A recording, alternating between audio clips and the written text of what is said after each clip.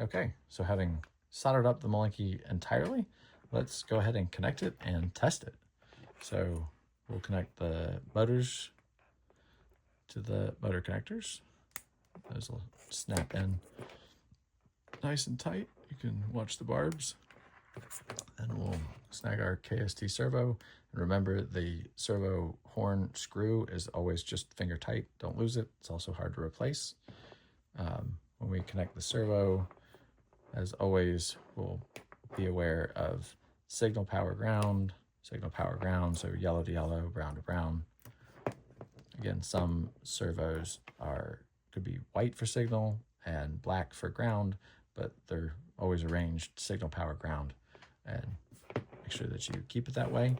To put the battery on, we've already set this battery up. As you can see, the discharge cable with the two thicker wires and the red connector is closer, kind of going counterclockwise towards the battery, and the charging cable is further away. So when it goes in the bot, that is how it'll be. So we can go ahead and connect power to it. It's always a good idea to make sure that the switch is off. It doesn't particularly matter, but it's good practice. So black to black and keeping those in the correct, so that the connector fits. There it is. Now we can go ahead and turn this on first. And we have our red and our flashing blue, distinctly, flashing fully on, off, not flickering or anything. That means this Malinky is it's set up for binding. So it's ready to bind.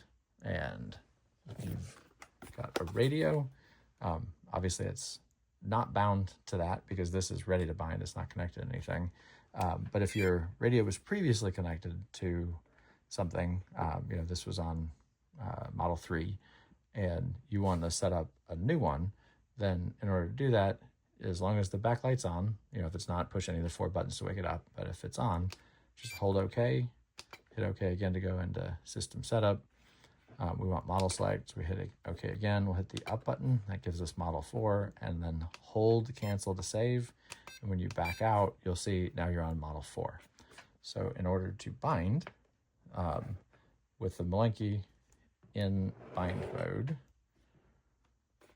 try to get all this in the shot. So because the Malinky is flashing blue, it's in bind mode. Just turn the radio off. I'll hold the bind key while I turn the radio back on. You saw the RX binding, bind OK. Now it's bound, and you can see that the blue light has now gone to flickering from flashing. So it's flickering because the Malinky was powered for more than 5 seconds before the radio connected to it, meaning the Malinky is now in configuration mode.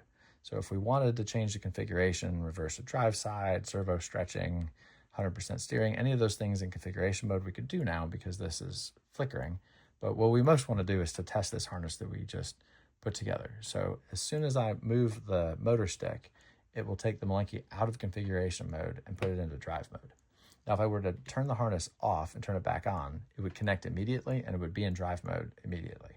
But again, because we're in configuration mode, to get it out of configuration mode, and you can see in configuration mode, it's not responsive to that. To get it out, I just move the motor stick. And when I move the motor stick, the motors will jump, and probably so will the servo, to whatever position is set by that left stick.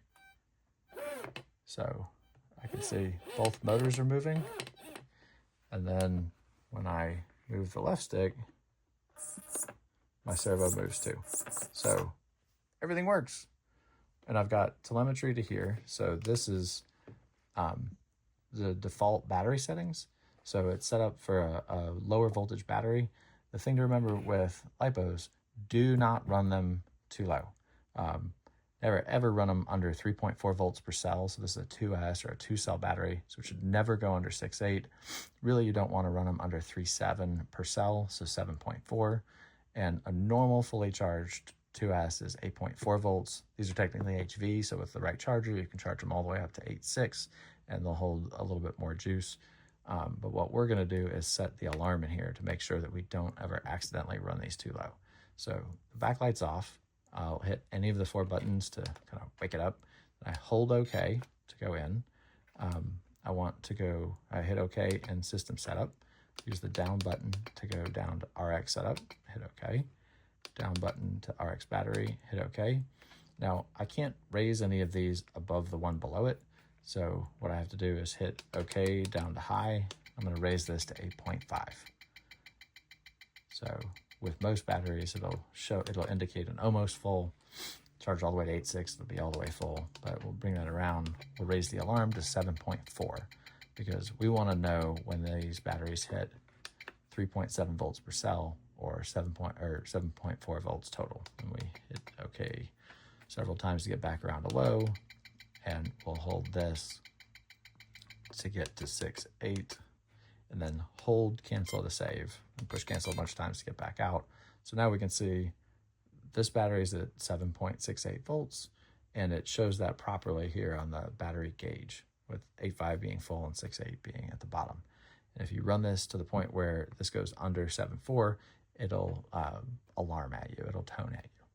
So there you go. There's our fully assembled and tested harness.